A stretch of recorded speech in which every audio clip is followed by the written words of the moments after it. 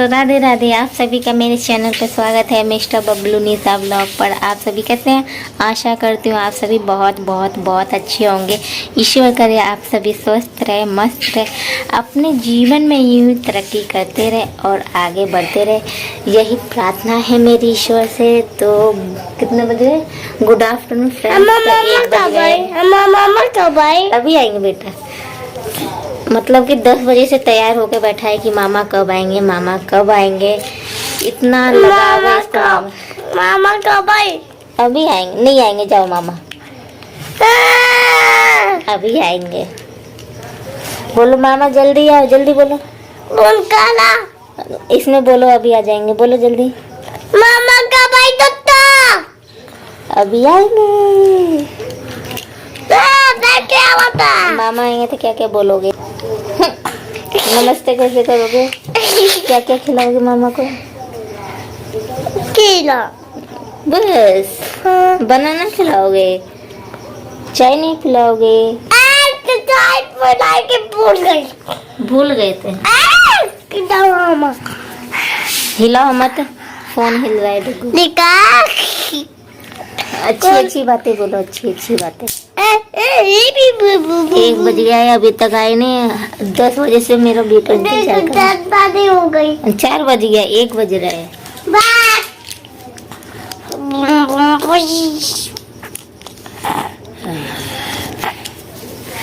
तो मैं आज चंपू बनी क्योंकि कल रात में मेरी तबीयत खराब हो गई थी। सिर में इतना पेन हो रहा था, इतना अब पेट में अजीब सा हो रहा था। तो रात को मैं खाना भी नहीं खाई थी। मेरी सासू माँ को पेट में, उन्हें भी मतलब पेट में दर्द हो रहा था, उनको ज़्यादा हो रहा था। मेरे को अजीब सा महसूस हो रहा था, वॉमिटिंग भी हुई थी मेरे को। तो डुग्गू बहुत ज़्यादा डर गया, तो मम्मी को उल्टी हो रही है। अपने जाके फटाफट गए कि अपनी दादी को बुला के लाए। मम्मी को तबीयत खराब हो गया, बुखार लग गया है, उल्टी कर रही है ना बब्बू। इधर आओ। रोने लग गया था जब मेरी मतलब उल्टी करने लगी थी ना, तो ये डर गया था बहुत ज़्यादा। तो इस टाइम ठीक है, लेकिन रात भर अच्छे से नींद नहीं आया। सिर में बहुत ज़्यादा पेन हो रहा था, इसलिए मैं बहुत ज़्यादा तेल रखी थी, बहुत ही ज़्यादा। अभी भी फिर से रखी हूँ तेल, तो थोड़ा इस टाइम आराम है।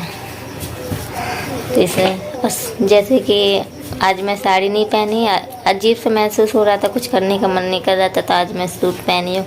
सोची थी कि 9 दिन साड़ी पहनूंगी, लेकिन तबीयत खराब की वजह से नहीं पहन पाई। लेकिन पूजा वगैरह मैं करी, सुबह मन नहीं कर रहा था, फिर भी नहा धो के पूजा करी।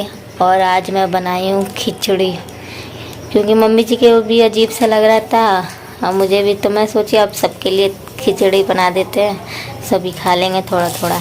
और रोटी बनाई, आलू परवल की सब्जी अलग बनाई, और डुगू के पापा के लिए आलू की भुजिया अलग बनाई। वो खाते नहीं है ना, इसी वजह से। तो आज सिंपल सा खाना बनाई, मैं तो शूट नहीं करी क्योंकि खाना भी बनाने का मन नहीं कर रहा था। मेरी तबीयत कब ठीक हुई थी? 10:30 बजे जाके, मतलब रिलैक्स फील हो रहा था। हाँ, कोई तकलीफ़ नहीं है। अगर कोई तकलीफ़ होता है शरीर में तो कुछ भी काम करने का मन नहीं करता है, हंसने का भी मन नहीं करता है। इसलिए मैं सुबह से कोई शूट नहीं करी। अभी 1 बजे शूट कर रही हूँ, देखिए 1 बजे रहा है। तो मैं सोची व्लॉग शुरू कर देती हूँ। और मेरा भाई भी आने वाला है, तो क्यों आने वाला है तो बता देती हूँ। मेरे मामा के घर शादी पड़ी है, तो इसलिए कार्ड लेके आ रहे हैं। तो पहले मेरे बहन के घर जाएंगे, बीच वाली जो कसिया में रहती है, तो उसको एक घर से घूम के आएंगे, तो फिर मेरे घर आएंगे। मेरे घर से घूम के जाएंगे तो फिर मेरे मम्मी पापा के पास जाएंगे। तो मतलब हम लोगों का लाइन से है ना, तो आए हैं तो कार्ड दे के जाएंगे, इसी वजह से। आज मेरा चेहरा भी अजीब सा लग रहा है। जब तबीयत खराब होती है ना, चेहरा भी डाउन हो जाता है। चेहरा भी मेरा डाउन हो गया है। और सुबह से मैं खाना नहीं खाई थी। 12 बजे जाके मैं खाना खाई हूँ। मन ही नहीं कर रहा था। जब मेरे को रिलैक्स फील हुआ ना पूरी अच्छी तरह, तब जाके मामा कब आए? अभी आएंगे बाबू। मामा आएंगे तो नमस्ते करोगे ना, पूछोगे ना मामा को? हाँ।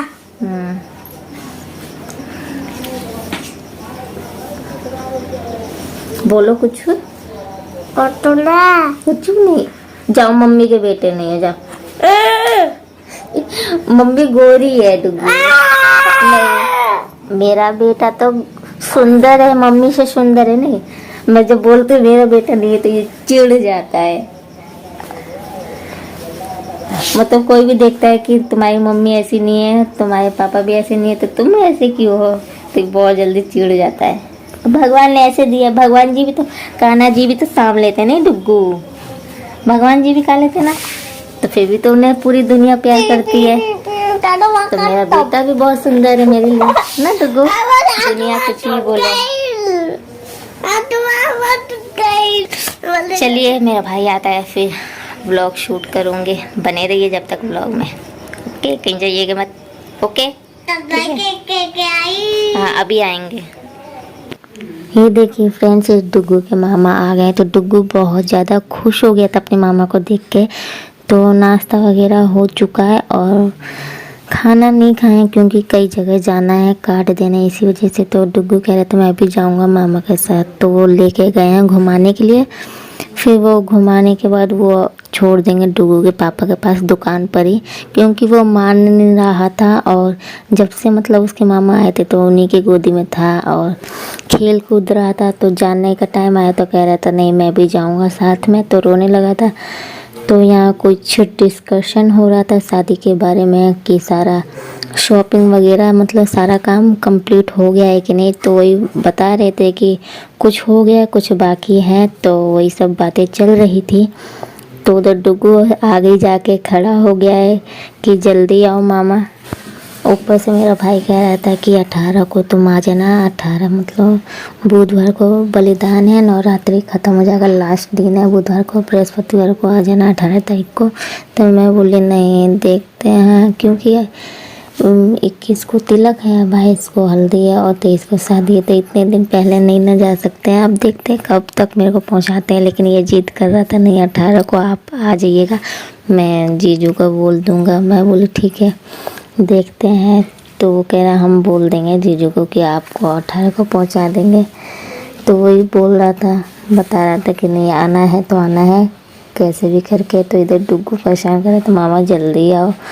तो यही सब बातें हो रही थी खड़े खड़े। फिर वो चला गया दुकान पर, तो अपने जीजा से भी थोड़ी देर मिला और फिर वहाँ से डुग्गू को छोड़ के चला गया था मेरी मम्मी के पास, मतलब मेरे मायके। तो वहाँ पे भी कार्ड बांटना है।